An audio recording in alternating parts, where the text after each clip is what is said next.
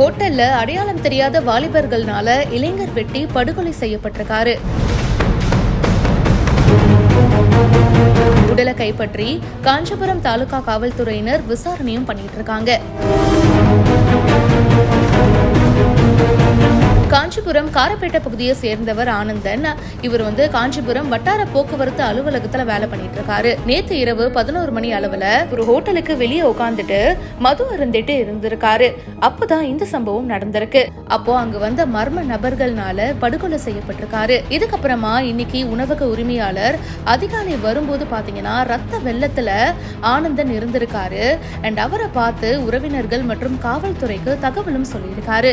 காஞ்சிபுரம் தாலுகா காவல் ஆய்வாளர் சம்பவ இடத்துக்கு விரைந்து வந்து உடலை கைப்பற்றி உடற்கூறு ஆய்வுக்காக மாவட்ட அரசு தலைமை மருத்துவமனைக்கு அனுப்பி வச்சிருக்காரு. இன்வெஸ்டிகேஷனும் போயிட்டு இருக்கு. முதல் கட்ட விசாரணையில நண்பர்களுக்குள்ள ஏற்பட்ட தகராறுனாலதான் இந்த கொலை நடந்திருக்கலாம் அப்படின்னு தெரிய வந்திருக்கு. அவரோட நண்பர்களிடையே இத பத்தி காவல்துறையினர் விசாரணையும் பண்ணிட்டு இருக்காங்க. இந்த சம்பவம் அந்த பகுதியில பரபரப்பை ஏற்படுத்தி இருக்கு. புத்தாண்டை கொண்டாட கோவிலுக்கு போன தந்தை மகளுக்கு நடந்த கோர விபத்தால அந்த ஊரே இப்ப சோகத்தில் ஆழ்ந்திருக்கு.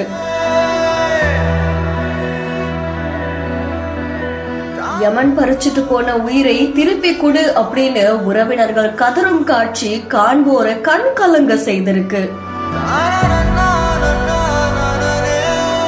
ஷோலிங்கர் அடுத்த பிள்ளாஞ்சி திடீர் நகரை சேர்ந்தவர் தான் சங்கர். இவருக்கு 40 வயசாகுது. ஷோலிங்கர் டிவிஎஸ் தொழிற்சாலையில ஊழியரா பணியாற்றிட்டு வராரு.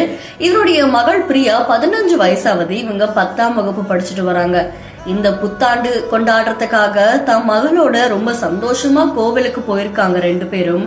அப்போ மெயின் ரோட்ல இணையும் போது எதிர்பாராத விதமா எதிரே வந்த கார் ஒண்ணு இவங்க போயிட்டு இருந்த இருசக்கர வாகனத்துல மோதியதால ஒரு கோர விபத்து அங்க ஏற்பட்டிருக்கு.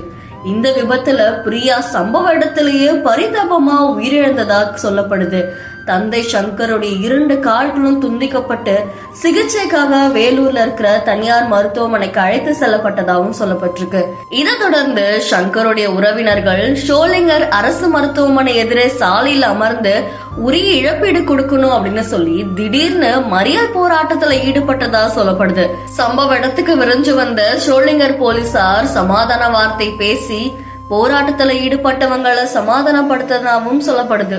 புத்தாண்டு தினத்தை சந்தோஷமா வரவேற்று கோவிலுக்கு சாமி கும்பிட போன இப்படி 2 பேருக்கும் இந்த மாதிரியான ஒரு கோர விபத்து நடந்திருக்கிறது உறவினர்கள் மட்டும் இல்லாம ஊரையே சோகத்துல ஆழ்த்திருக்கு.